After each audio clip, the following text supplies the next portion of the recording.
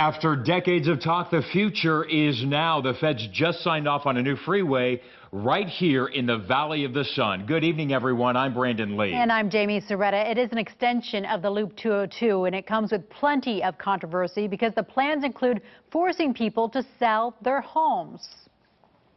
All right, so this is really what it's going to look like. This green line right here is going to show you where the South Mountain Freeway will run. It's going to run right along Pecos Road from 40th Street all the way to 35th Avenue.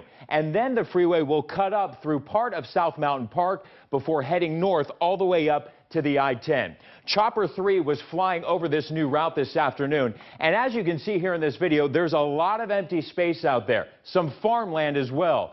But people also live there and they work there. And ADOT's going to have to buy up a church, some businesses, and a couple of hundred homes along this new route before construction can begin. As you can imagine, that is not going over well with everyone. Jason Valentine is live along Pecos and Ahwatukee with the pushback. Jason.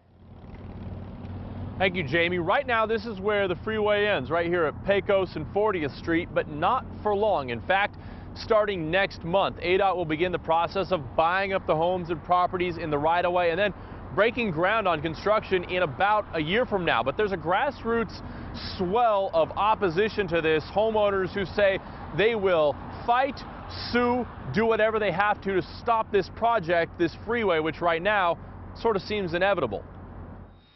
For 30 years, the South Mountain Freeway has been little more than a myth, but with the go-ahead from the feds, ADOT is finally ready to build the connection they say will set the valley up for a day when we outgrow the current freeway system. It's regionally significant for making sure we have an east-west connection. The route extends the 202 west from the I-10 along existing Pecos Road, cuts the corner of South Mountain Park, and runs north roughly along 60th Avenue to reconnect with the I-10. It will cost $1.9 billion. $650 million of that will be used to enforce eminent domain. In other words, ADOT will buy roughly 200 homes and a handful of other businesses, buildings, and properties standing in the path of construction. The cost of the right-of-way is a considerable portion of the project, but it will be based on market value, and we have appraisers out there looking at the properties now.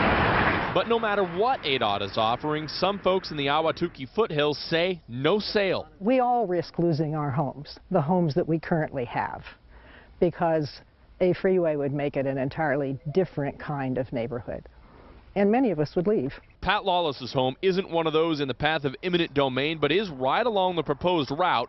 She heads a group of homeowners created to stop the freeway construction on environmental grounds. They plan to appeal the federal approval and sue if they have to. The location of this freeway, which is useless to anybody except truckers, is just not progress. Lawless says her group is well funded. They have the appeal all ready to go and the lawsuit ready to go as well if necessary. Meanwhile, ADOT says it's ready to move forward. Later on this month, they'll begin the process of selecting a contractor. Like I said, breaking ground in about a year, with the entire project slated for completion in late 2019 or early 2020. Guys, back to you in the studio.